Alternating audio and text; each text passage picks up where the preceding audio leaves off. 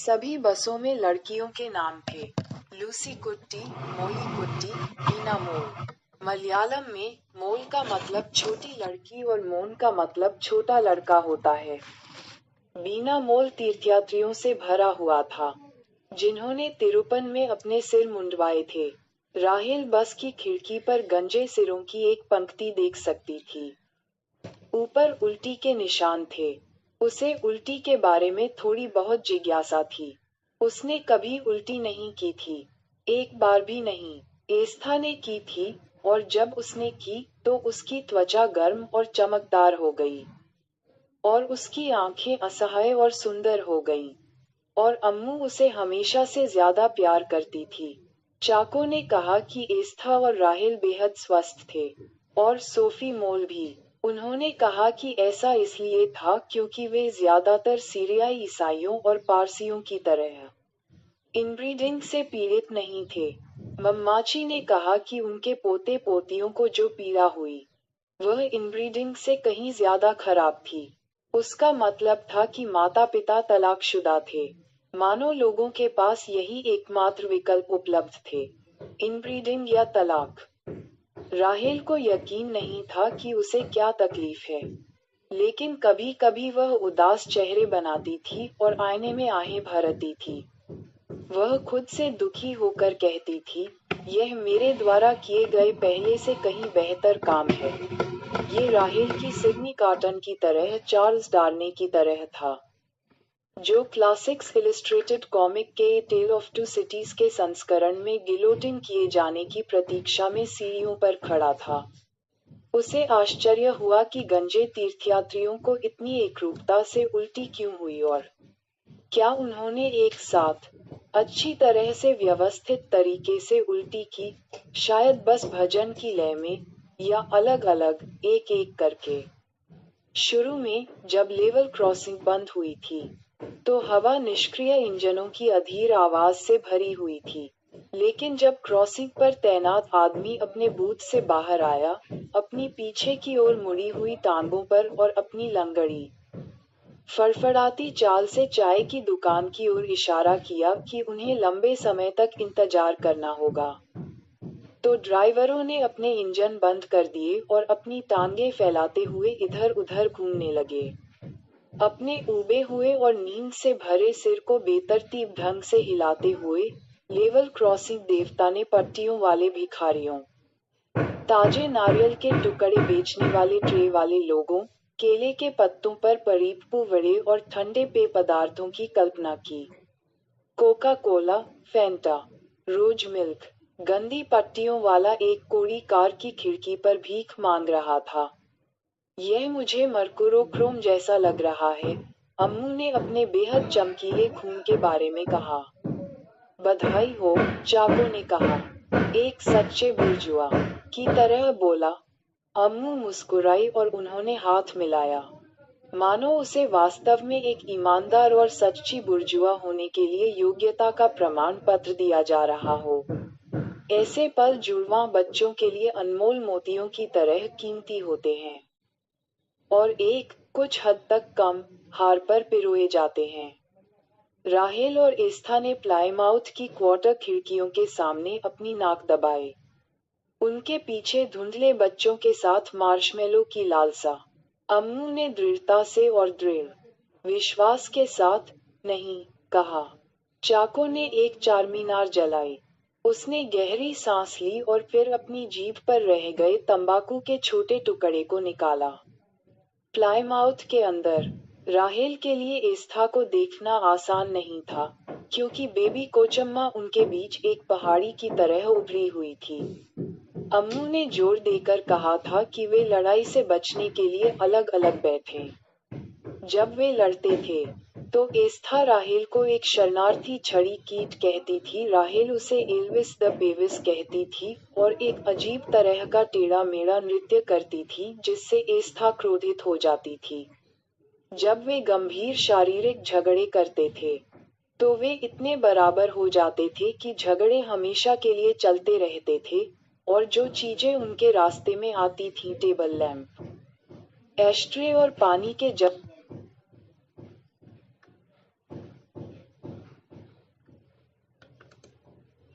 सभी अलार्म घड़ी, musical horn वाली लाल कार, बाथरूम के लिए लाल मग, ही अलार्म घड़ी, अलार्म घड़ी, म्यूजिकल हॉर्न वाली लाल कार, बाथरूम के लिए लाल मग, हीरे वाली पत्नी, महत्वपूर्ण कागजात वाला ब्रीफकेस, ऑफिस से घर आते हुए, मुझे खेद है कर्नल सभापति, लेकिन मुझे डर है कि मैंने अपनी बात कह दी है। और बच्चों के लिए कुरकुरे केले के चिप्स। उसने ट्रेनों को आते जाते देखा, सभी बसों में अपनी चाबियां गिनते हुए देखा, लूसी कुट्टी, उसने सरकारों को उठते गिरते देखा, उसने अपनी चाबियां गिनी, उसने कार की खिड़कियों पर धुंधले बच्चों को देखा, जिनकी नाक में मार्शमेलो की लालसा थी, बेघर, असहाय, बीमार, छोटे और खोए हुए। सभी उसकी खिड़की के सामने से गुजरते थे, फिर भी उसने अपनी चाबियां गिनी। उसे कभी यकीन नहीं होता था कि उसे कौन सी अलमारी खोलनी है, या कब। वह अपने उलझे हुए बालों और खिड़कियों जैसी आंखों के साथ जलते हुए मील के पत्थर पर बैठा था, और कभी कभी दूर देखने में सक्षम होने के लिए खुश था। गिनने और काउंटर चेक करने के लिए उसकी चाबियां होने के लिए। संख्याएं काम आएंगी, सुन्न होना ठीक रहेगा। मुरलीधरन ने गिनते समय अपना मुंह हिलाया और अच्छी तरह से बने शब्द बनाए। ऑनर, रंटर, मूना। एस्था ने देखा कि उसके सिर के बाल घुंघराले भूरे थे, उसकी हवादार, बिना बाहों वाली बगलों के बाल पतले काले थे, और उसकी जांघों के बाल काले और लचीले थे। एक आदमी जिसके बाल 3 तरह के थे। एस्था को आश्चर्य हुआ कि ऐसा कैसे हो सकता है। उसने सोचने की कोशिश की कि किससे पूछे। राहेल को इंतजार ने तब तक भर दिया जब तक वह फटने को तैयार नहीं हो गई। उसने अपनी घड़ी देखी, 2 बजने में 10 मिनट हो रहे थे। उसने जूली एंड्रूज और क्रिस्टोफर प्लमर के बारे में सोचा, जो एक दूसरे को बगल में चूम रहे थे ताकि उनकी नाकें आपस में न टकराएं। उसने सोचा कि क्या लोग हमेशा एक दूसरे को बगल में चूमते हैं। उसने सोचने की कोशिश की कि किससे पूछे। फिर दूर से एक गुनगुनाहट ने रुके हुए ट्रैफिक के पास आकर उसे एक लबादे की तरह धक दिया। जो ड्राइवर अपने पैरों को फैला रहे थे, वे अपने वाहनों में वापस आ गए और दरवाजे पटक दिए। भिखारी और विक्रेता गायब हो गए। कुछ ही मिनटों में सड़क पर कोई नहीं था, मुरलीधरन को छोड़कर, जलते हुए मील के पत्थर पर अपने नितंबों के साथ बैठा हुआ, बेफिक्र और केवल थोड़ा उत्सुक। चहल पहल थी, और पुलिस की सीटी, प्रतीक्षा करने वाली लाइन के पीछे से आने वाले ट्रैफिक में, पुरुषों का एक समूह दिखाई दिया, लाल झंडे और बैनर के साथ, और एक गुनगुनाहट जो बढ़ती ही जा रही थी। अपनी खिड़कियां बंद करो, चाको ने कहा, और शांत रहो, वे हमें नुकसान नहीं पहुंचाएंगे। क्यों न तुम भी उनके साथ शामिल हो जाओ। कॉमरेड, अम्मू ने चाको से कहा, मैं गाड़ी चलाऊंगा। चाको ने कुछ नहीं कहा। उसके जबड़े पर चर्बी के नीचे एक मांसपेशी तनावग्रस्त हो गई। उसने अपनी सिगरेट फेंक दी और अपनी खिड़की बंद कर ली। चाको एक स्वघोषित मार्क्सवादी था। वह कारखाने में काम करने वाली सुंदर महिलाओं को अपने कमरे में बुलाता था, और उन्हें श्रम अधिकारों और ट्रेड यूनियन कानून पर व्याख्यान देने के बहाने उनके साथ बेतहाशा फ्लर्ट करता था। वह उन्हें कॉमरेड कहता था, और जोर देता था कि वे उसे कॉमरेड कहें, जिससे वे हंसती थीं। उनकी शर्मिंदगी और मम्माची की निराशा के लिए, उसने उन्हें अपने साथ टेबल पर बैठने और चाय पीने के लिए मजबूर किया। एक बार वह उनमें से एक समूह को एलेप्पी में आयोजित ट्रेड यूनियन कक्षाओं में भाग लेने के लिए भी ले गया। वे बस से गए और नाव से लौटे। वे खुश होकर लौटे। उनके बालों में कांच की चूड़ियां और फूल थे। अम्मू ने कहा कि यह सब बकवास है। बस एक बेगैर राजकुमार का कॉमरेड खेलने का मामला है। कॉमरेड, पुरानी जमींदार मानसिकता का एक ऑक्सफोर्ड अवतार, एक जमींदार जो अपनी आजीविका के लिए उन महिलाओं पर अपना ध्यान केंद्रित करता है। जैसे ही मार्च करने वाले पास आए, अम्मू ने अपनी खिड़की खोली। इस्तेहा ने अपनी, राहेल ने अपनी, प्रयासपूर्वक, क्योंकि हैंडल पर लगी काली घुंडी गिर गई थी। अचानक आसमानी नीला प्लाईमाउथ सनकरी गड्ढेदार सड़क पर बेतुका रूप से भव्य दिखाई दिया। एक संकरे गलियारे में एक चौड़ी महिला की तरह, जैसे चर्च में बेबी कोचम्मा, रोटी और शराब के लिए जा रही हो। नीचे देखो, बेबी कोचम्मा ने कहा। जैसे ही जुलूस की अगली पंक्तियां कार के पास पहुंची। आंखों से संपर्क न करें। यही बात उन्हें वास्तव में उत्तेजित करती है। उसकी गर्दन के किनारे, उसकी नाड़ी तेज हो रही थी। कुछ ही मिनटों में, सड़क पर हजारों लोगों की भीड़ उमड़ पड़ी। लोगों की नदी में ऑटोमोबाइल द्वीप। हवा झंडों से लाल थी, जो डूबते और उठते थे। जैसे जैसे मार्च करने वाले लोग लेवल क्रॉसिंग गेट के नीचे झुकते और लाल लहर में रेलवे ट्रैक पर बहते। हजारों आवाजों की आवाज जमी हुई ट्रैफिक पर शोर की छतरी की तरह फैल गई। इनकलाब जिंदाबाद, थोझिलली एकता जिंदाबाद, क्रांति अमर रहे। उन्होंने नारा लगाया, दुनिया के मजदूरों एक हो। यहाँ तक कि चाको के पास भी इस बात का कोई वास्तविक स्पष्टीकरण नहीं था कि केरल में कम्युनिस्ट पार्टी इतनी सफल क्यों रही, जबकि भारत में पश्चिम बंगाल को छोड़कर यह कहीं और सफल रही। कई परस्पर विरोधी सिद्धांत थे। एक ये था कि इसका संबंध राज्य में ईसाइयों की बड़ी आबादी से था। केरल की 20% आबादी सीरियाई ईसाई थी, जो मानते थे कि वे उन 100 ब्राह्मणों के वंशज थे जिन्हें सेंट थॉमस द एपोस्टल ने पुनरुत्थान के बाद पूर्व की यात्रा के दौरान ईसाई धर्म में परिवर्तित किया था। संरचनात्मक रूप से, ये कुछ हद तक अल्पविकसित तर्क था। मार्क्सवाद ईसाई धर्म का एक सरल विकल्प था। ईश्वर की जगह मार्क्स, शैतान की जगह पूंजीपति वर्ग, स्वर्ग की जगह वर्गहीन समाज और चर्च की जगह पार्टी रख दें, और यात्रा का स्वरूप और उद्देश्य समान रहा। एक बाधा दौड़, जिसके अंत में पुरस्कार मिलता है, जबकि हिंदू दिमाग को अधिक जटिल समायोजन करने पड़ते हैं।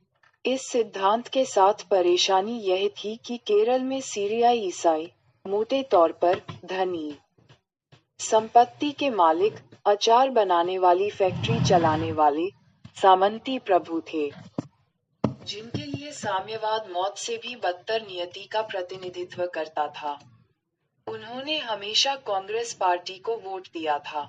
एक दूसरे सिद्धांत ने दावा किया कि इसका राज्य में तुलनात्मक रूप से उच्च साक्षरता स्तर से लेना देना था। शायद, सिवाय इसके कि उच्च साक्षरता स्तर काफी हद तक कम्युनिस्ट आंदोलन के कारण था। असली रहस्य ये था कि साम्यवाद केरल में कपटपूर्ण तरीके से घुस आया। एक सुधारवादी आंदोलन के रूप में जिसने कभी जातिग्रस्त, अत्यधिक पारंपरिक समुदाय के पारंपरिक मूल्यों पर खुलकर सवाल नहीं उठाया। मार्क्सवादियों ने सांप्रदायिक विभाजन के भीतर से काम किया, कभी उन्हें चुनौती नहीं दी। कभी ऐसा नहीं दिखा कि वे ऐसा नहीं कर रहे हैं। उन्होंने एक कॉकटेल क्रांति की पेशकश की, पूर्वी मार्क्सवाद और रूढ़िवादी हिंदू धर्म का एक मादक मिश्रण, जिसमें लोकतंत्र का एक तड़का भी है। हालांकि चाको पार्टी के कार्ड धारक सदस्य नहीं थे, लेकिन वे जल्दी ही पार्टी में शामिल हो गए थे और पार्टी की सभी कठिनाइयों के बावजूद एक प्रतिबद्ध समर्थक बने रहे। 1957 के उत्साह के दौरान वे दिल्ली विश्वविद्यालय में स्नातक थे, जब कम्युनिस्टों ने राज्य विधानसभा चुनाव जीते और नेहरू ने उन्हें सरकार बनाने के लिए आमंत्रित किया। चाको के नायक, केरल में मार्क्सवाद के तेजतर्रार ब्राह्मण महायाजक कॉमरेड ईएमएस नंबूद्रिपाद दुनिया में पहली लोकतांत्रिक रूप से चुनी गई कम्युनिस्ट सरकार के मुख्यमंत्री बने। अचानक कम्युनिस्टों ने खुद को असाधारण, आलोचकों ने बेतुका कहा, स्थिति में पाया कि उन्हें लोगों पर शासन करना था और साथ ही क्रांति को बढ़ावा देना था। कॉमरेड ईएमएस नंबूद्रिपाद ने इस बारे में अपना सिद्धांत विकसित किया कि वे ये कैसे करेंगे। चाको ने अपने ग्रंथ साम्यवाद के लिए शांतिपूर्ण संक्रमण का अध्ययन एक किशोर की लगन और एक उत्साही प्रशंसक की निर्विवाद स्वीकृति के साथ किया। इसमें विस्तार से बताया गया है कि कॉमरेड ईएमएस नमतुद्रीपाद की सरकार भूमि सुधारों को लागू करने, पुलिस को बेअसर करने, न्यायपालिका को नष्ट करने और केंद्र में प्रतिक्रियावादी जनविरोधी कांग्रेस सरकार के हाथ को रोकने का इरादा रखती थी। दुर्भाग्य से साल खत्म होने से पहले ही शांतिपूर्ण संक्रमण का शांतिपूर्ण हिस्सा खत्म हो गया। हर सुबह नाश्ते के समय इंपीरियल एंटोमोलॉजिस्ट अपने तर्कशील मार्क्सवादी बेटे का मजाक उड़ाते हुए दंगों, हड़तालों और केरल में पुलिस की बर्बरता की घटनाओं की अखबारी रिपोर्ट पढ़ते थे। तो कार्ल मार्क्स जब चाको मेज पर आते तो पप्पाची व्यंग्य करते, हम इन खूनी छात्रों के प्रवाह का क्या करेंगे? बेवकूफ गुंडे हमारी जनता की सरकार के खिलाफ आंदोलन कर रहे हैं। क्या हम उनका सफाया कर दें? निश्चित रूप से छात्र अब जनता नहीं रहे। अगले 2 वर्षों में कांग्रेस पार्टी और चर्च द्वारा भड़काई गई राजनीतिक कलह अराजकता में बदल गई। जब तक चाको ने अपनी बीए की पढ़ाई पूरी की और एक और करने के लिए ऑक्सफोर्ड चले गए, तब तक केरल गृहयुद्ध के कगार पर था। नेहरू ने कम्युनिस्ट सरकार को बर्खास्त कर दिया और नए चुनावों की घोषणा की। कांग्रेस पार्टी सत्ता में लौट आई। 1967 में ही सत्ता में आने के लगभग ठीक 10 साल बाद कॉमरेड ईएमएस नंबूद्रिपाद की पार्टी फिर से चुनी गई। इस बार 2 अलग-अलग पार्टियों, भारतीय कम्युनिस्ट पार्टी और भारतीय कम्युनिस्ट पार्टी, मार्क्सवादी, के बीच गठबंधन के हिस्से के रूप में। सीपीआई और सीपीआई, एम. पप्पाची तब तक मर चुके थे। चाको का तलाक हो चुका था। पैराडाइज पिकल्स 7 साल का था। केरल अकाल और असफल मानसून के बाद की स्थिति से जूझ रहा था। लोग मर रहे थे।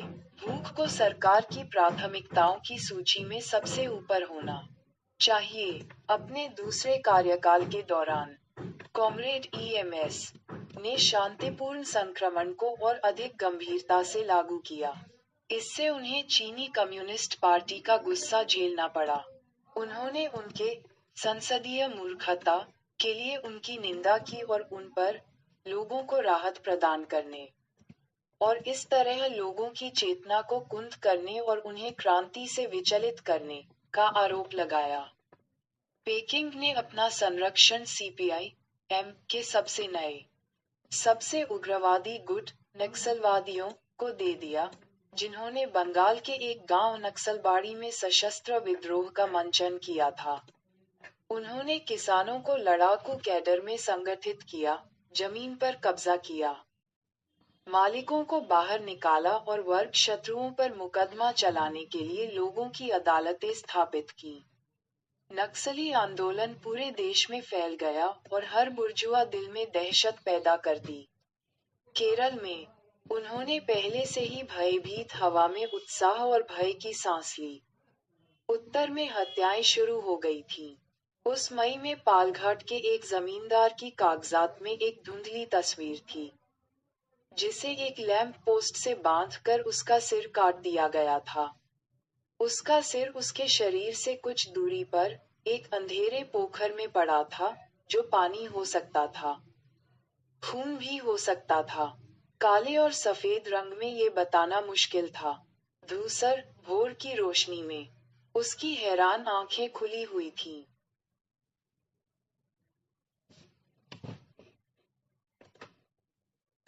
कॉमरेड ईएमएस नंबूद्रिपाद भागता हुआ कुत्ता। सोवियत कठपुतली ने नक्सलियों को अपनी पार्टी से निकाल दिया और संसदीय उद्देश्यों के लिए गुस्से का इस्तेमाल करने का काम जारी रखा। उस आसमानी नीले दिसंबर के दिन आसमानी नीले प्लायमाउथ के इर्द गिर्द उमड़ा। मार्च इसी प्रक्रिया का एक हिस्सा था। इसे त्रावणकोर कोचीन मार्क्सवादी मजदूर संघ ने संगठित किया था। त्रिवेंद्रम में उनके साथी सचिवालय तक मार्च करेंगे और कॉमरेड ईएमएस को ही जन मांगों का चार्टर पेश करेंगे। ऑर्केस्ट्रा अपने कंडक्टर को याचिका दे रहा था। उनकी मांगे थी कि धान के मजदूरों को, जिन्हें सुबह 7 बजे से शाम 6:30 बजे तक खेतों में 11.5 घंटे काम करना पड़ता था, 1 घंटे का लंच ब्रेक लेने की अनुमति दी जाए। महिलाओं की मजदूरी ₹1.25 प्रतिदिन से बढ़ाकर ₹3 और पुरुषों की मजदूरी ₹2.50 प्रतिदिन से बढ़ाकर ₹4.50 प्रतिदिन की जाए। वे ये भी मांग कर रहे थे कि अछूतों को अब उनकी जाति के नाम से संबोधित न किया जाए। उन्होंने मांग की कि उन्हें अचूपरायण या कैलन परवन या कुट्ट पुलायन के नाम से नहीं बल्कि सिर्फ अचू या कैलन या कुट्ट के नाम से संबोधित किया जाए। कार्डेमॉन किंग्स, कॉफी काउंट्स और रबर बैरन, पुराने बोर्डिंग स्कूल के दोस्त, अपनी सुनसान, दूर दराज की जागीरों से नीचे आए और सेलिंग क्लब में ठंडी बियर की चुस्की ली। उन्होंने अपने गिलास उठाए। किसी भी दूसरे नाम से गुलाब, उन्होंने कहा, और अपनी बढ़ती घबराहट को छिपाने के लिए हंसे। उस दिन मार्च करने वाले पार्टी कार्यकर्ता, छात्र और खुद मजदूर थे। स्पृश्य और अछूत। उनके कंधों पर पुराने गुस्से का एक कैग था, जिसमें हाल ही में एक फ्यूज जला था। इस गुस्से में एक धार थी जो नक्सली थी, और नई प्लाईमाउथ की खिड़की से राहेल देख सकती थी कि उन्होंने जो सबसे ऊंची आवाज में कहा वह था जिंदाबाद। और यह कि जब उन्होंने ये कहा तो उनकी गर्दन की नसें उभर आईं। और झंडे और बैनर थामे हुए हाथ गांठदार और सख्त थे। प्लाईमाउथ के अंदर सन्नाटा और गर्मी थी। बेबी कोचम्मा का डर कार के फर्श पर एक नम, चिपचिपे सिगार की तरह लुढ़का हुआ था। ये तो बस इसकी शुरुआत थी। वह डर जो सालों साल बढ़ता जाएगा और उसे खा जाएगा। इससे वह अपने दरवाजे और खिड़कियां बंद कर लेगी। इससे उसके 2 बाल और दोनों मुंह हो जाएंगे। उसका भी एक पुराना, सदियों पुराना डर था, बेदखल होने का डर। उसने अपनी माला पर हरे मोतियों को गिनने की कोशिश की, लेकिन ध्यान केंद्रित नहीं कर पाए। एक खुला हाथ कार की खिड़की से टकराया। एक मुट्ठी जलते हुए आसमानी नीले बोनट पर गिरी। ये खुल गया। प्लाईमाउथ चिड़ियाघर में एक कोणीय नीले जानवर की तरह दिख रहा था जो खाना मांग रहा था। एक रोटी, एक केला, एक और मुट्ठी उस पर गिरी और बोनट बंद हो गया। चाको ने अपनी खिड़की नीचे की और उस आदमी को पुकारा जिसने ये किया था। उसने कहा, धन्यवाद, केटो, वैलेरी धन्यवाद, इतने कृतघ्न मत बनो। कॉमरेड, अम्मू ने कहा।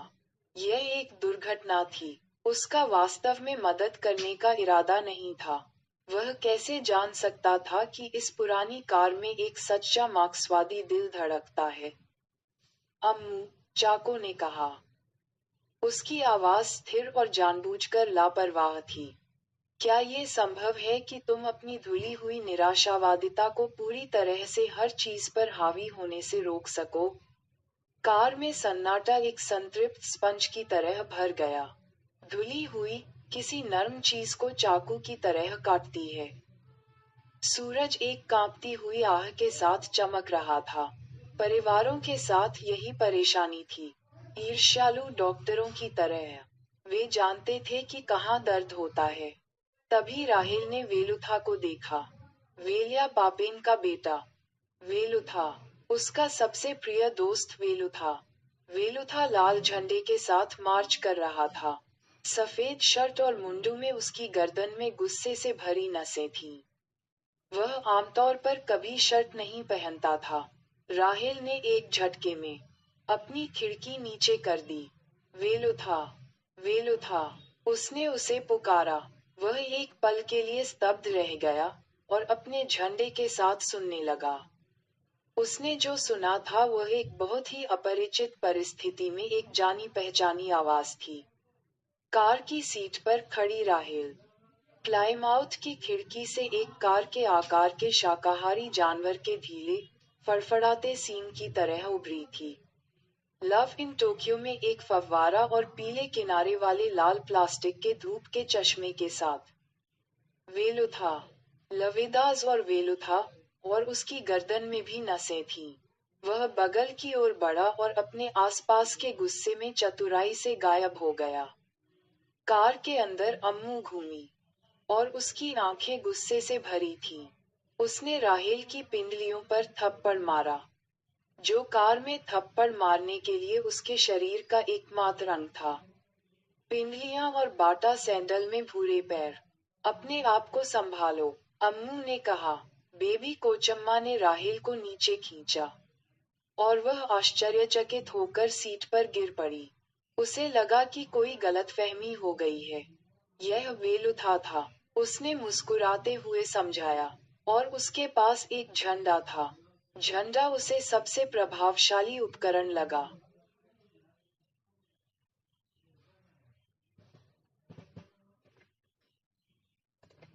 एक दोस्त के लिए यह सही चीज है। तुम एक बेवकूफ छोटी लड़की हो, अम्मू ने कहा। उसके अचानक, भयंकर गुस्से ने राहेल को कार की सीट पर दबा दिया। राहेल हैरान थी। अम्मू इतनी नाराज क्यों थी? किस बात पर? लेकिन वह तो था। राहेल ने कहा। चुप रहो, अम्मू ने कहा। राहेल ने देखा कि अम्मू के माथे और ऊपरी होंठ पर पसीने की एक परत थी, और उसकी आंखें सख्त हो गई थीं। जैसे कि पत्थर। वियना स्टूडियो की तस्वीर में पप्पाची की तरह। कैसे पप्पाची का मौत उसके बच्चों की नसों में फुसफुसाता था। बेबी कोचम्मा ने राहेल की खिड़की बंद कर दी। सालों बाद, अपस्टेट न्यूयॉर्क में एक ठंडी पतझड़ की सुबह, ग्रैंड सेंट्रल से क्रोटन हॉमन तक की एक रविवार की ट्रेन में, यह अचानक राहेल के सामने आया। अम्मू के चेहरे पर वह भाव, पहेली के एक बदमाश टुकड़े की तरह, एक प्रश्न चिन्ह की तरह जो किताब के पन्नों से होकर गुजरता है और कभी किसी वाक्य के अंत में नहीं ठहरता। अम्मू की आंखों में वह कठोर संगमरमरी नजर, उसके ऊपरी होंठ पर पसीने की चमक, और उस अचानक, आहत चुप्पी की ठंडक। ये सब क्या मतलब था? रविवार की ट्रेन लगभग खाली थी। राहेल के गलियारे के उस पार फटे गालों और मूंछों वाली एक महिला ने बलगम उगल दिया और उसे अखबारों के टुकड़ों में लपेट लिया, जिसे उसने अपनी गोद में रखे रविवार के अखबारों के ढेर से फाड़ लिया। उसने अपने सामने खाली सीट पर छोटे छोटे पैकेटों को साफ सुथरी पंक्तियों में इस तरह से सजाया जैसे वह बलगम की दुकान लगा रही हो। काम करते हुए वह अपने आप से एक सुखद, सुकून देने वाली आवाज में बातें करती रही। स्मृति ट्रेन में वह महिला थी। जिस तरह से वह एक कोठरी में अंधेरी चीजों को छानती थी और सबसे अप्रत्याशित चीजों के साथ बाहर निकलती थी, एक क्षणभंगुर नजर, एक एहसास, धुएं की गंध, एक विंडोस्क्रीन वाइपर, एक माँ की संगमरमरी आंखें। जिस तरह से उसने अंधेरे के विशाल क्षेत्रों को छिपाकर छोड़ा। वह काफी समझदार था, याद नहीं? उसके सहयात्री के पागलपन ने राहेल को सुकून दिया। इसने उसे न्यूयॉर्क के विक्षिप्त गर्भ के करीब खींच लिया। दूसरी, अधिक भयानक चीज से दूर जो उसे सता रही थी। एक खट्टी धातु की गंध, जैसे स्टील की बस की रेल, और बस कंडक्टर के बैंड की गंध जो उन्हें पकड़े हुए थी। एक जवान आदमी और एक बूढ़े आदमी का मुंह। ट्रेन के बाहर, हडसन झिलमिला रहा था, और पेड़ पतझड़ के लाल भूरे रंग के थे। बस थोड़ी ठंड थी। हवा में एक निप्पल है, लैरी मैककेस्लिन ने राहेल से कहा, और अपनी हथेली को धीरे से उसके सूती टी शर्ट के माध्यम से एक ठंडे निप्पल से विरोध के संकेत के खिलाफ रखा। उसे आश्चर्य हुआ कि वह क्यों नहीं मुस्कुराई। उसे आश्चर्य हुआ कि ऐसा क्यों था कि जब भी वह घर के बारे में सोचती थी तो वह हमेशा नावों की तेल लगी लकड़ी के रंगों में और पीतल के दियों में टिमटिमाती लौ की जीभों के खाली कोर में होती थी। यह वेलुथा था। इतना तो राहेल को यकीन था। उसने उसे देखा था। उसने उसे देखा था। वह उसे कहीं भी, कभी भी जान सकती थी। और अगर उसने शर्ट नहीं पहनी होती, तो वह उसे पीछे से पहचान लेती। वह उसकी पीठ जानती थी। उसे उस पर ले जाया गया था। जितनी बार वह गिन सकती थी, उससे कहीं ज्यादा बार। उस पर एक हल्के भूरे रंग का जन्म चिन्ह था, जो एक नुकीले सूखे पत्ते जैसा था। उसने कहा कि यह एक भाग्यशाली पत्ता था, जिससे मानसून समय पर आता था। काली पीठ पर एक भूरा पत्ता, रात में एक पतझड़ का पत्ता, एक भाग्यशाली पत्ता जो पर्याप्त भाग्यशाली नहीं था। वेलुथा को बढ़ई नहीं माना जाता था। उसे वेलुथा कहा जाता था, जिसका मलयालम में अर्थ सफेद होता है, क्योंकि वह बहुत काला था। उनके पिता वेलिया पापेन एक परावन थे, ताड़ी निकालने वाले। उनकी एक कांच की आंख थी। वे हथौड़े से ग्रेनाइट के एक टुकड़े को आकार दे रहे थे। तभी एक चिप उड़कर उनकी बाईं आंख में चली गई और उसे चीरती हुई निकल गई। एक छोटे लड़के के रूप में, वेलुथा वेलिया पापेन के साथ एमएनएम हाउस के पिछले प्रवेश द्वार पर नारियल देने आया करते थे, जो उन्होंने परिसर में पेड़ों से तोड़े थे। पप्पाची परावन को घर में आने की अनुमति नहीं देते थे। कोई भी नहीं जाने देता था। उन्हें ऐसी किसी भी चीज को छूने की अनुमति नहीं थी जिसे छूने वाले छूते थे। सवर्ण हिंदू और सवर्ण ईसाई। मम्माची ने एस्ता और राहेल को बताया कि उसे एक समय याद है, जब वह लड़कपन में थी, जब परावन से अपेक्षा की जाती थी कि वह झाड़ू लेकर पीछे की ओर रेंगे, अपने पैरों के निशान मिटा दें ताकि ब्राह्मण या सीरियाई ईसाई गलती से परावन के पैरों के निशान पर कदम रखकर खुद को अपवित्र न कर लें। मम्माची के समय में, अन्य अछूतों की तरह परावन को सार्वजनिक सड़कों पर चलने की अनुमति नहीं थी। उन्हें अपने शरीर के ऊपरी हिस्से को ढकने की अनुमति नहीं थी। उन्हें छाते ले जाने की अनुमति नहीं थी। उन्हें बोलते समय अपने मुंह पर हाथ रखना पड़ता था, ताकि वे अपनी प्रदूषित सांसों को उन लोगों से दूर रख सकें, जिनसे वे बात कर रहे थे। जब अंग्रेज मालाबार आए, तो कई परावन, पेलाया और पुलाया, जिनमें वेलुथा के दादा कैलन भी शामिल थे, ने ईसाई धर्म अपना लिया और अस्पृश्यता के अभिशाप से बचने के लिए एंग्लिकन चर्च में शामिल हो गए। अतिरिक्त प्रोत्साहन के रूप में उन्हें थोड़ा खाना और पैसा दिया गया। उन्हें राइस क्रिश्चियन के रूप में जाना जाता था। उन्हें ये समझने में देर नहीं लगी कि वे तवे से आग में कूद पड़े हैं। उन्हें अलग चर्च, अलग सेवाएं और अलग पुजारी बनाने के लिए मजबूर किया गया। एक विशेष उपकार के रूप में उन्हें अपना अलग पारिया बिशप भी दिया गया।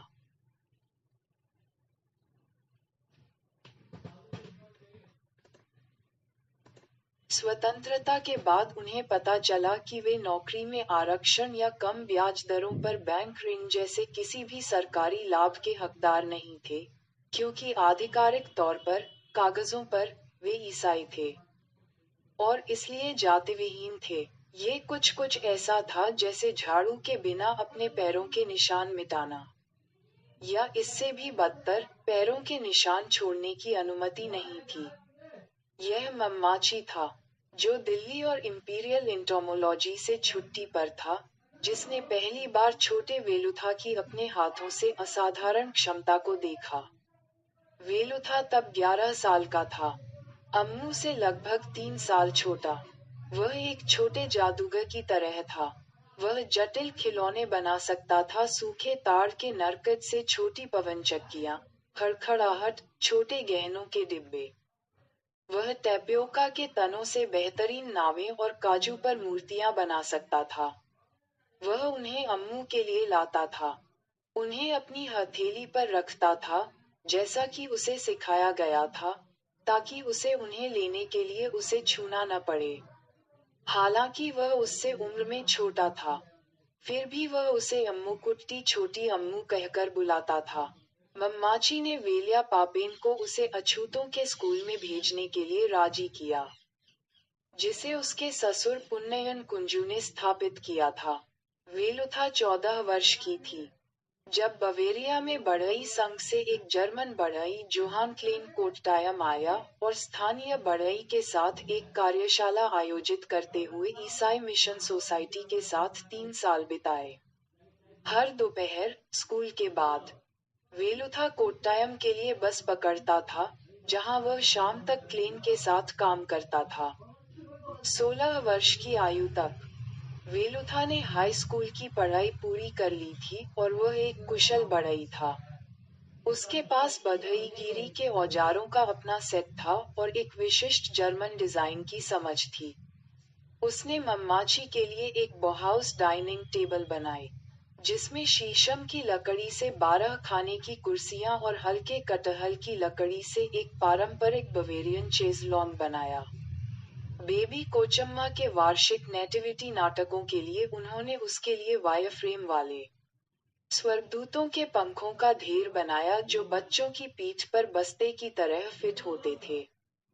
एंजल गैब्रियल के बीच में प्रकट होने के लिए कार्डबोर्ड बादल और मसीह के जन्म के लिए चरनी। जब उसके बगीचे के करूब का चांदी का चाप बेवजह सूख गया, तो डॉक्टर वेलुथा ने ही उसके लिए मूत्राशय को ठीक किया। अपने बधईगिरी कौशल के अलावा वेलुथा को मशीनों के साथ काम करने का तरीका भी आता था। मम्माची, अभेद्य स्पर्शनीय तर्क के साथ, अक्सर कहा करते थे कि अगर वह परावन नहीं होते, तो शायद इंजीनियर बन जाते। वह रेडियो, घड़ियां, पानी के पंप ठीक करते थे।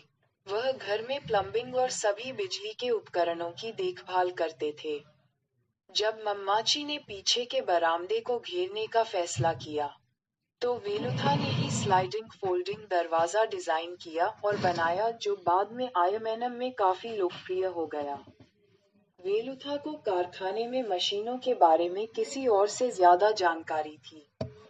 जब चाको ने मद्रास में अपनी नौकरी से इस्तीफा दे दिया और भारत बोतल सीलिंग मशीन के साथ आईएमएनएम वापस लौटे, तो वेलुथा ने ही इसे फिर से जोड़ा और स्थापित किया। वेलुथा ने ही नई कैनिंग मशीन और स्वचालित अनानास स्लाइसर का रखरखाव किया। वेलुथा ने ही पानी के पंप और छोटे डीजल जनरेटर को तेल लगाया। वेलुथा ने ही एल्यूमिनियम शीट लाइन वाली साफ करने में आसान कटिंग सतहें और फलों को उबालने के लिए जमीनी स्तर की भट्टियां बनाईं। वेलुथा के पिता, वेल्या पापेन, हालांकि एक पुरानी दुनिया के परावन थे। उन्होंने रेंगते हुए पीछे की ओर जाते दिन देखे थे और मम्माची और उनके परिवार के प्रति उनकी कृतज्ञता उनके लिए एक नदी की तरह व्यापक और गहरी थी।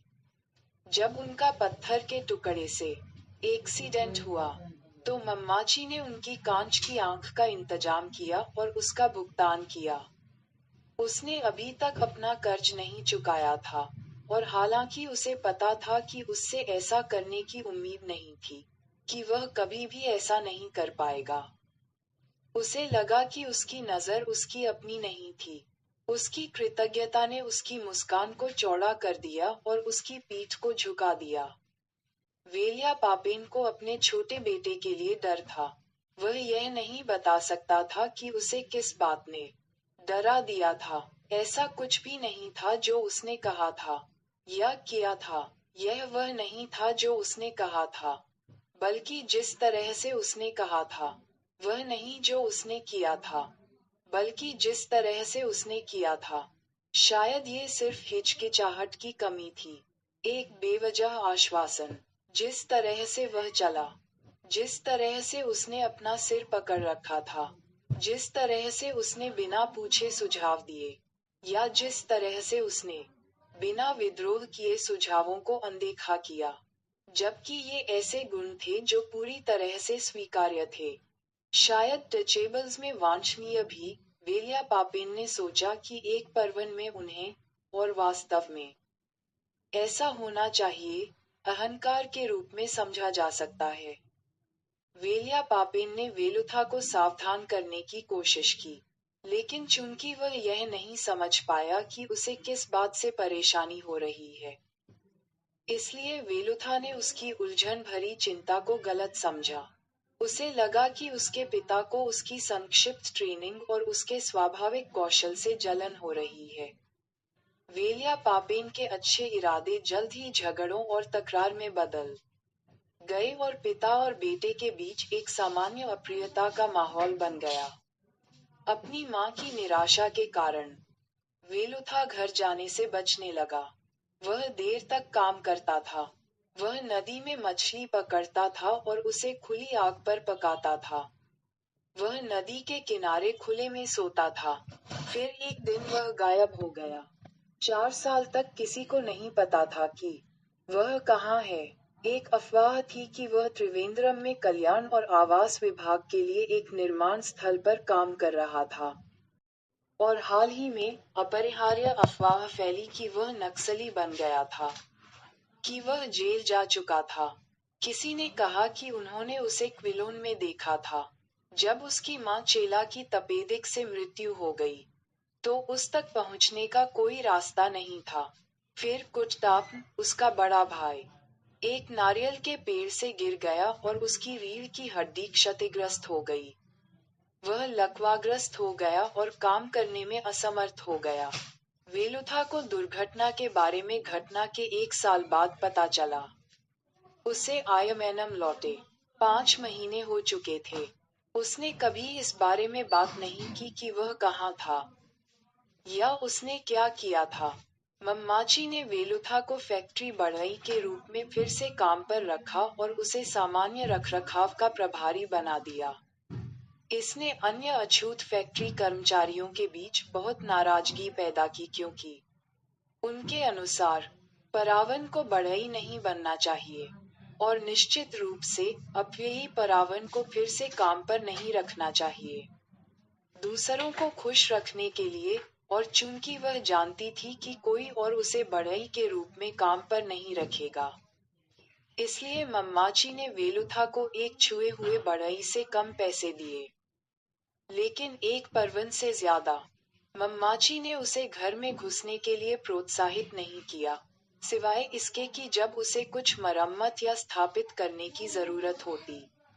उसने सोचा कि उसे आभारी होना चाहिए कि उसे कारखाने के परिसर में जाने की अनुमति थी और उसे उन चीजों को छूने की अनुमति थी जिन्हें छुए हुए लोग छूते थे। उसने कहा कि यह एक परवन के लिए एक बड़ा कदम था।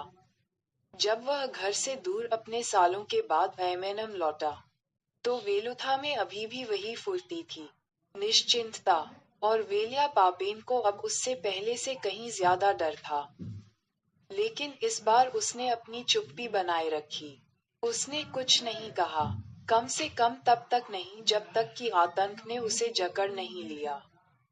तब तक नहीं जब तक कि उसने रात रात भर नदी पार करते हुए एक छोटी नाव को नहीं देखा। तब तक नहीं जब तक कि उसने उसे भोर में वापस आते नहीं देखा। तब तक नहीं जब तक कि उसने नहीं देखा कि उसके अछूत बेटे ने क्या छुआ था। छू से भी बढ़कर प्रवेश किया, प्यार किया। जब आतंक ने उसे जकड़ लिया, तो वेलिया पापेन मम्माची के पास गया। उसने अपनी गिरवी रखी हुई आंख से सीधे आगे देखा। वह अपनी एक आंख से रोया। उसका एक गाल आंसुओं से चमक रहा था, दूसरा सूखा रहा। उसने अपना सिर इधर उधर हिलाया जब तक कि मम्माची ने उसे रुकने का आदेश नहीं दिया। उसने मलेरिया से पीड़ित व्यक्ति की तरह अपना शरीर हिलाया। मम्माची ने उसे रुकने का आदेश दिया लेकिन वह नहीं रुक सका। क्योंकि आप भय को आदेश नहीं दे सकते, यहाँ तक कि परावन को भी नहीं। वेलिया पापेन ने मम्माची को बताया कि उसने क्या देखा था। उसने राक्षस को जन्म देने के लिए भगवान से क्षमा मांगी। उसने अपने बेटे को अपने नंगे हाथों से मारने की पेशकश की। उसने जो कुछ बनाया था उसे नष्ट करने के लिए। अगले कमरे में बेबी कोचम्मा ने शोर सुना और यह पता लगाने के लिए आए कि यह सब क्या था। उसने आगे दुख और परेशानी देखी और चुपके से अपने दिल की गहराइयों में वह खुश हुई। उसने कहा, अन्य बातों के अलावा वह गंध कैसे बर्दाश्त कर सकती है? क्या आपने ध्यान नहीं दिया? इन परवनों की एक खास गंध होती है। और वह नाटकीय ढंग से कांप उठी, जैसे किसी बच्चे को पालक खिलाया जा रहा हो। उसे एक खास परवन गंध की तुलना में आयरिश जेसुइट गंध पसंद थी। बहुत दूर, वेलुथा, वेलिया पापेन और कुट्टापेन एक छोटी सी लेटेराइट झोपड़ी में रहते थे, जो आयमैनम घर से नीचे की ओर थी। एस्टेपेन और राहेल के लिए नारियल के पेड़ों के बीच से 3 मिनट की दौड़। वे अम्मू के साथ आयमैनम में अभी अभी आए थे और वे इतने छोटे थे कि वेलुथा को याद नहीं कर पाए कि वह कब गया था, लेकिन उसके लौटने के बाद के महीनों में वे सबसे अच्छे दोस्त बन गए थे। उन्हें उसके घर जाने से मना किया गया था, लेकिन वे गए। वे घंटों उसके साथ बैठते, अपनी पीठ के बल, लकड़ी के छिलकों के ढेर में झुके हुए विराम चिन्ह, और आश्चर्य करते कि वह हमेशा कैसे जानता था कि लकड़ी के अंदर कौन सी चिकनी आकृतियां उसका इंतजार कर रही हैं। उन्हें ये बहुत पसंद था कि कैसे वेलुथा के हाथों में लकड़ी नरम हो जाती थी और प्लास्टिसिन की तरह लचीली हो जाती थी। वह उन्हें प्लेनर का इस्तेमाल करना सिखा रहा था। उसके घर में अच्छे दिन, ताजी लकड़ी के छिलकों और सूरज की खुशबू आती थी। काली इमली के साथ पकाई गई लाल मछली की करी की खुशबू। एस्था के अनुसार पूरी दुनिया में सबसे अच्छी मछली की करी। यह वेलुथा ही थी जिसने राहेल को उसकी सबसे भाग्यशाली मछली पकड़ने वाली छड़ी दी और उसे और एस्था को मछली पकड़ना सिखाया। और उस आसमानी दिसंबर के दिन वह उसे अपने लाल धूप के चश्मे से कोचीन के बाहर लेवल क्रॉसिंग पर लाल झंडे के साथ मार्च करते हुए देख रही थी। स्टील की तीखी पुलिस की सीटी ने शोर छतरी में छेद कर दिए। छतरी के दांतेदार छेदों से राहेल लाल आसमान के टुकड़े देख सकती थी। और लाल आसमान में गर्म लाल पतंगे चूहों की तलाश में घूम रही थीं। उनकी पीली आंखों में सड़क और लाल झंडे मार्च कर रहे थे। और एक जन्म चिन्ह के साथ एक काली पीठ पर एक सफेद शर्ट मार्च कर रहे थे। बेबी कोचम्मा की गर्दन की चर्बी के छल्ले के बीच आतंक, पसीना और टैल्कम पाउडर एक बैंगनी पेस्ट में मिल गए थे। उसके मुंह के कोनों पर थूक छोटे सफेद गोले में जम गया था। उसने कल्पना की कि उसने जुलूस में एक आदमी को देखा जो राजन नामक नक्सली की अखबारों में छपी तस्वीर जैसा दिखता था, जिसके बारे में अफवाह थी कि वह पैघाट से दक्षिण की ओर चला गया है। उसने कल्पना की कि उसने सीधे उसकी ओर देखा था। लाल झंडे और गांठ जैसे चेहरे वाले एक आदमी ने राहेल का दरवाजा खोला क्योंकि वह बंद नहीं था। दरवाजा पुरुषों से भरा था जो घूरने के लिए रुक गए थे। गर्मी लग रही है, बेबी, गांठ जैसे आदमी ने राहेल से मलयालम में विनम्रता से पूछा।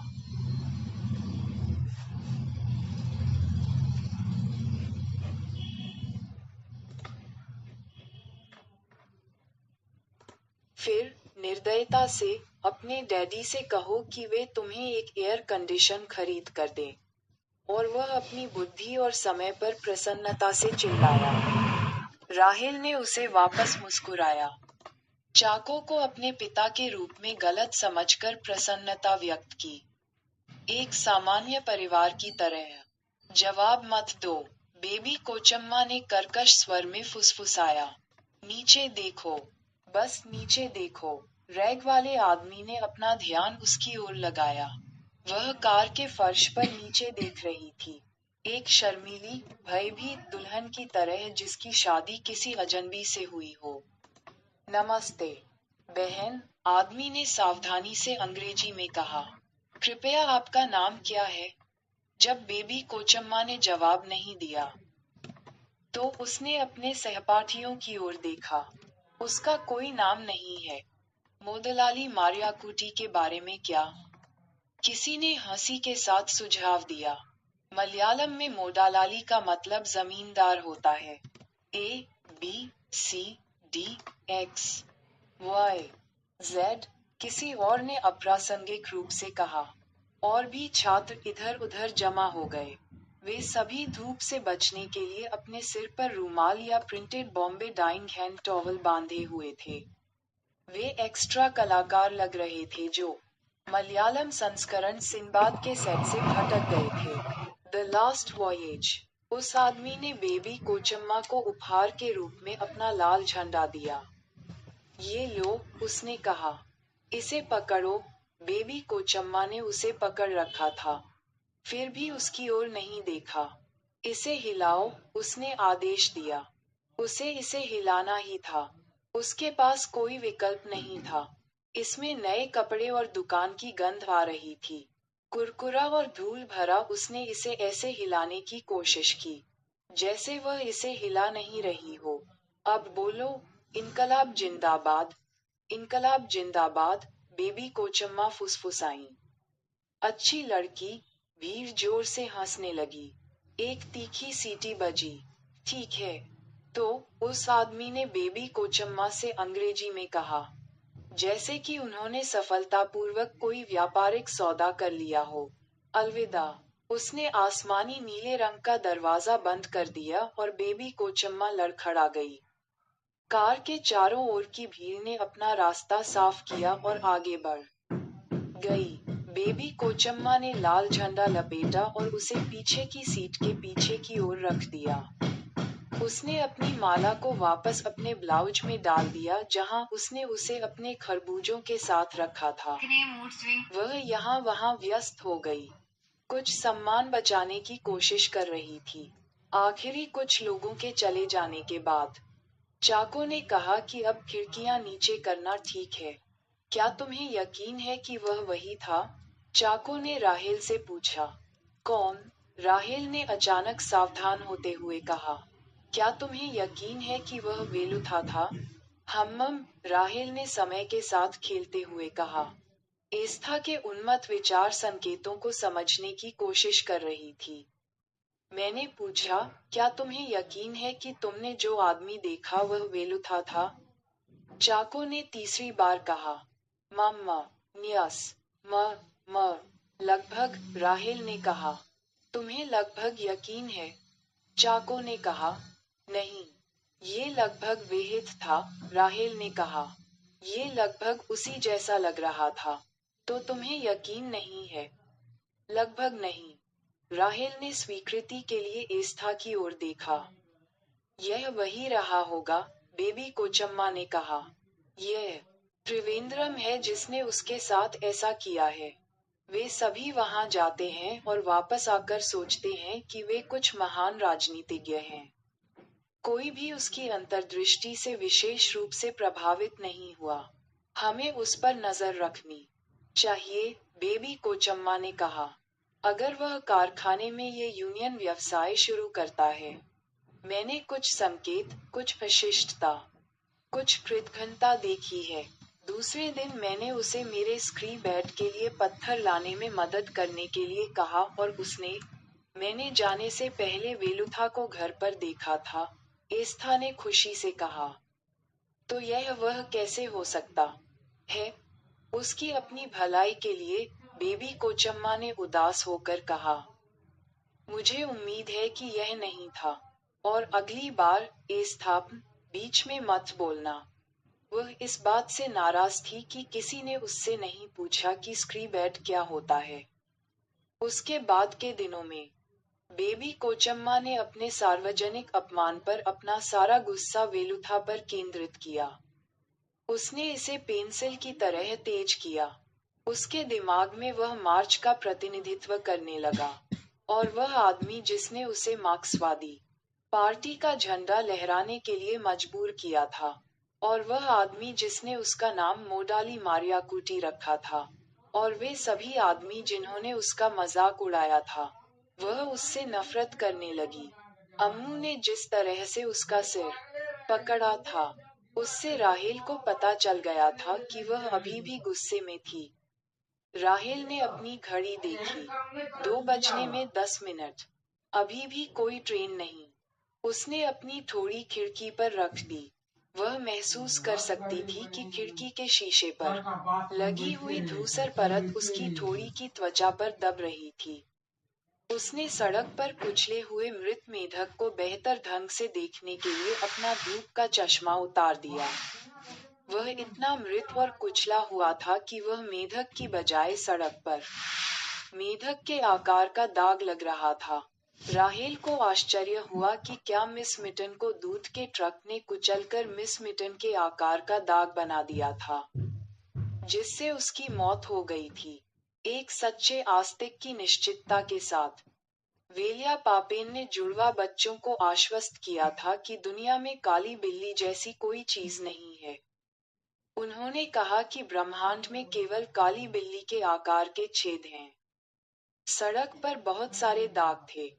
ब्रह्मांड में कुचले हुए मिस मिटन के आकार के दाग, ब्रह्मांड में कुचले हुए मेढक के आकार के दाग, कुचले हुए कौवे जिन्होंने ब्रह्मांड में कुचले हुए मेढक के आकार के दागों को खाने की कोशिश की थी, कुचले हुए कुत्ते जिन्होंने ब्रह्मांड में कुचले हुए कौवे के आकार के दागों को खाया।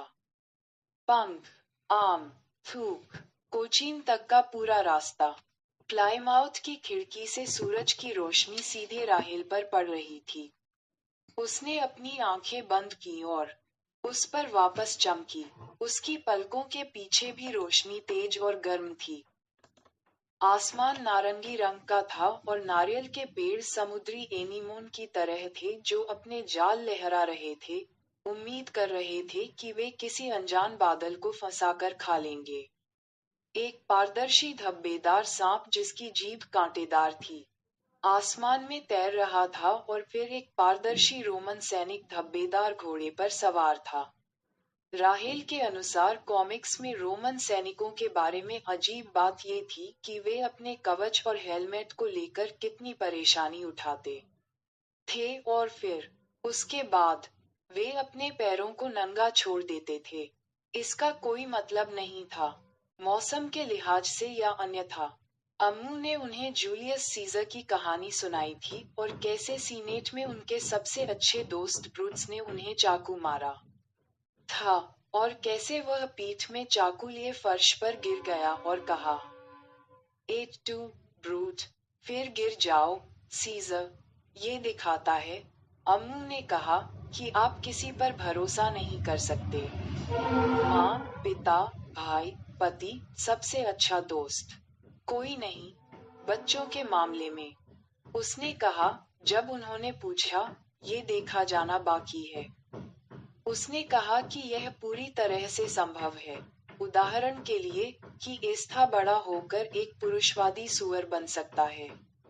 रात में, एस्था अपने बिस्तर पर चादर लपेटे हुए खड़ा होता और कहता, एट टू, ब्रूट, फिर गिर जाओ, सीजर, और बिना घुटने मोड़े बिस्तर पर गिर जाता, जैसे कि चाकू से घायल लाश हो। कोचू मारिया, जो फर्श पर चटाई बिछाकर सोती थी, ने कहा कि वह मम्माची से शिकायत करेगी। अपनी माँ से कहो कि वह तुम्हें तुम्हारे पिता के घर ले जाए, उसने कहा। वहां तुम जितने चाहो उतने बिस्तर तोड़ सकती हो। ये तुम्हारे बिस्तर नहीं है। ये तुम्हारा घर नहीं है। एस्था मृतकों में से उठकर उसके बिस्तर पर खड़ा होकर कहता, एट टू, कोचू मारिया, फिर गिर जाओ, एस्था, और फिर से मर जाता। कोचू मारिया को यकीन था कि एकटू अंग्रेजी में एक अश्लील शब्द है और वह एस्था के बारे में मम्माची से शिकायत करने के लिए एक उपयुक्त अवसर की प्रतीक्षा कर रही थी। पड़ोसी कार में बैठी महिला के मुंह पर बिस्किट के टुकड़े थे। उसके पति ने बिस्किट के बाद एक मुड़ी हुई सिगरेट जलाई। उसने अपने नथुने से धुएं के 2 दांत निकाले और एक क्षण के लिए जंगली सुअर की तरह दिखाई दिया। श्रीमती बोआ ने राहेल से उसका नाम पूछा एक बच्चे की आवाज में। राहेल ने उसे अनदेखा किया और अनजाने में थूक का बुलबुला उड़ा दिया। अम्मू को उनके थूक के बुलबुले उड़ाने से नफरत थी। उसने कहा कि यह उसे बाबा की याद दिलाता है।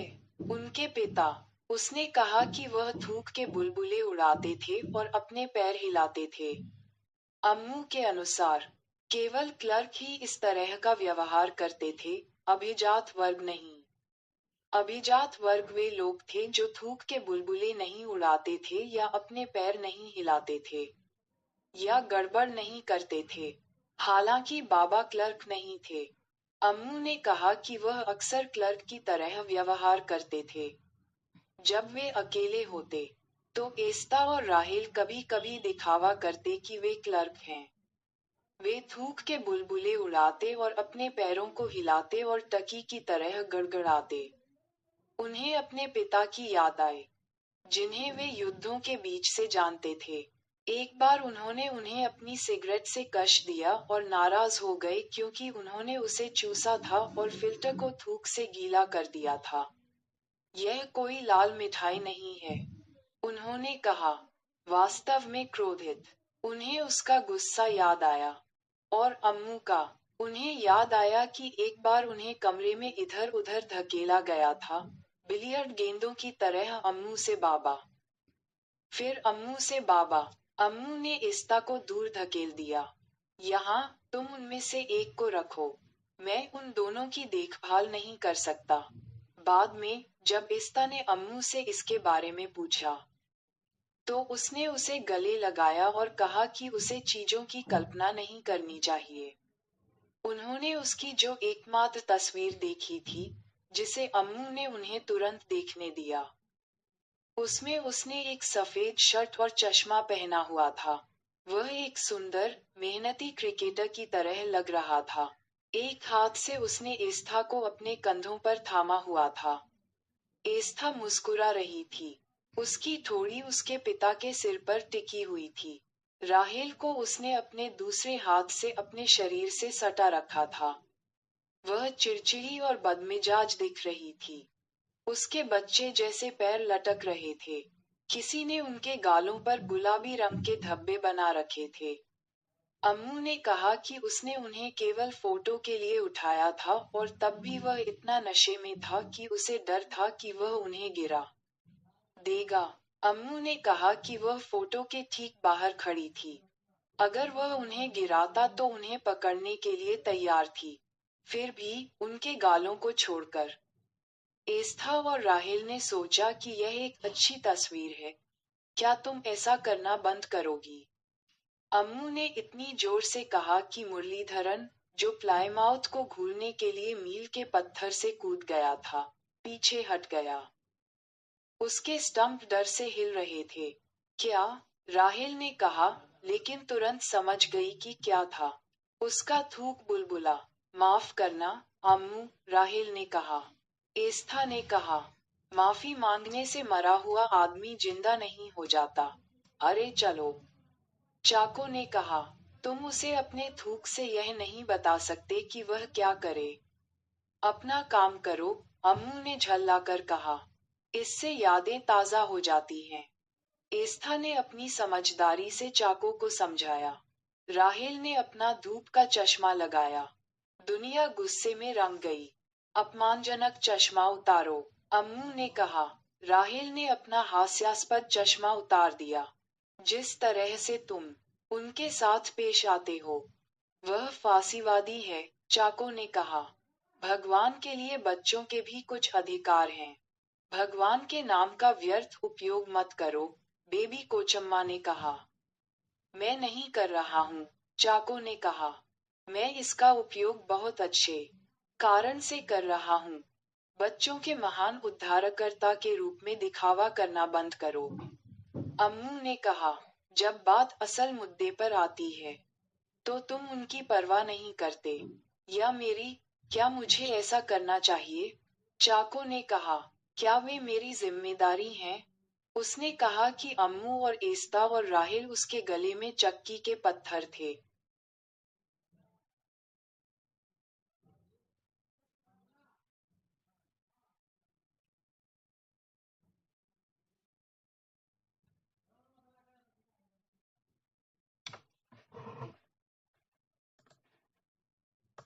राहेल के पैरों के पिछले हिस्से गीले और पसीने से तर हो गए। कार की सीट के फोम लेदर अपहोल्स्ट्री पर उसकी त्वचा फिसल गई। वह और एस्था मिलस्टोन के बारे में जानते थे। बाउंटी पर विद्रोह में जब लोग समुद्र में मर जाते थे तो उन्हें सफेद चादरों में लपेटा जाता था और उनकी गर्दन के चारों ओर मिलस्टोन डालकर पानी में फेंक दिया जाता था ताकि लाशें तैर न सकें। एस्था को यकीन नहीं था कि उन्होंने यात्रा पर निकलने से पहले अपने साथ कितने मिलस्टोन ले जाने का फैसला कैसे किया। एस्था ने अपना सिर उसकी गोद में रख लिया। उसका पफ खराब हो गया था। दूर से ट्रेन की गड़गड़ाहट मेढक से सने रास्ते से ऊपर की ओर आ रही थी। रेलवे ट्रैक के दोनों ओर रतालू के पत्ते सामूहिक सहमति में सिर हिलाने लगे। हाँ हाँ हाँ, हाँ हाँ, बीना मोल में गंजे तीर्थयात्री एक और भजन गाने लगे। बेबी कोचम्मा ने पवित्रता से कहा, मैं आपको बताता हूँ, ये हिंदू हैं। उन्हें गोपनीयता का कोई एहसास नहीं है। उनके सींग और पपड़ीदार खाल होती है। चाको ने व्यंग्यात्मक ढंग से कहा। और मैंने सुना है कि उनके बच्चे अंडे से निकलते हैं। राहेल के माथे पर 2 उभार थे, जिसके बारे में एस्था ने कहा कि वे सींग बन जाएंगे। कम से कम उनमें से एक सींग तो बन ही जाएगा क्योंकि वह आधी हिंदू थी। वह इतनी जल्दी नहीं थी कि उससे उसके सींगों के बारे में पूछ पाती, क्योंकि वह जो भी थी, वह भी वही था। ट्रेन घने काले धुएं के नीचे से गुजरी। 32 बोगियां थीं, और दरवाजे हेलमेट जैसे बाल कटाए हुए युवा पुरुषों से भरे थे, जो दुनिया के किनारे की ओर जा रहे थे। ये देखने के लिए कि जो लोग गिर गए थे, उनका क्या हुआ। उनमें से जो बहुत दूर झुक गए, वे खुद किनारे से गिर गए।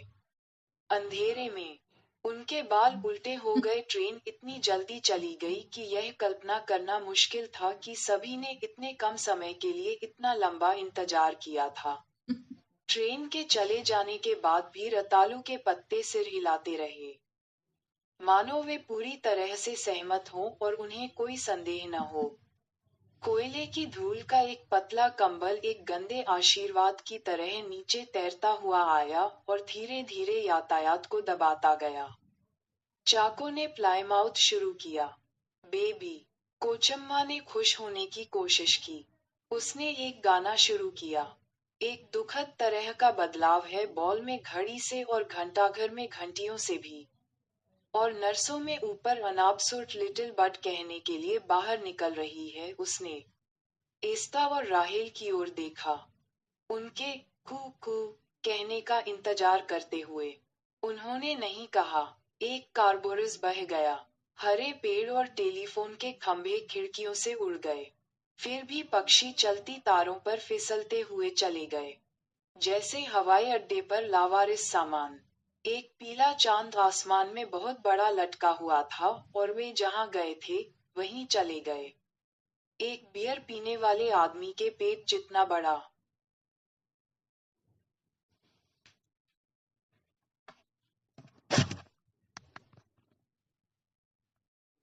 तो ये था हमारा second chapter of the gods of small things. Thank you so much.